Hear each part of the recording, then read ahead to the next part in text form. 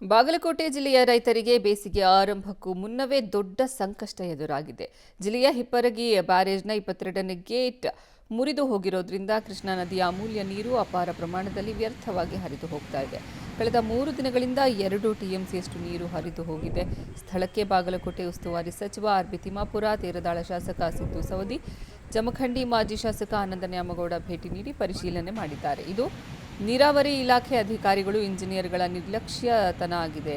ಬ್ಯಾರೇಜನ್ನು ಸರಿಯಾಗಿ ನಿರ್ವಹಣೆ ಮಾಡದೇ ಇರುವುದೇ ಇದಕ್ಕೆ ಕಾರಣ. ಆದಷ್ಟು ಬೇಗ ದುರಸ್ತಿ ಮಾಡಬೇಕು. ನೀರು ಭಾರೀ ಪ್ರಮಾಣದಲ್ಲಿ ಹರಿದು ಹೋಗ್ತಾ ಇದ್ದು, ಬರುವ ಬೇಸಿಗೆ ವೇಳೆ ನೀರಿನ ಅಭಾವ ಎದುರಾಗುವ ಆತಂಕ ಇದೆ. ಹಿಪ್ಪರಗಿ ಗ್ರಾಮದಲ್ಲಿರುವಂಥ ಹಿಪ್ಪರಗಿ ಡ್ಯಾಮಿನ 22ನೇ ನಂಬರಿನ ಗೇಟು ಹಾಳಾಗಿ ನಮ್ಮ ಶ್ರಮಬಿಂದು ಸಾಗರಕ್ಕೆ ನೀರು ಹರಿದು ಬರ್ತಾ ಇದೆ. ಅಂದಾಜು 0.75 TMC ಅಷ್ಟು ನೀರು ಪೋಲ್ ಆಗ್ತಕ್ಕಂಥ ಸಾಧ್ಯತೆಗಳಿದಾವೆ ಅಂತ ಹೇಳಿ ಇಲಾಖೆಯ ಇಂಜಿನಿಯರ್ಗಳು ಮಾಹಿತಿಯನ್ನು ಕೊಟ್ಟಿದ್ದಾರೆ. ಅಲ್ಲಿ ಎಮರ್ಜೆನ್ಸಿಗೋಸ್ಕರ 2 ಸ್ಟಾಪ್ ಗೇಟ್ಗಳನ್ನು ಅಳವಡಿಸಿದ್ದಾರೆ.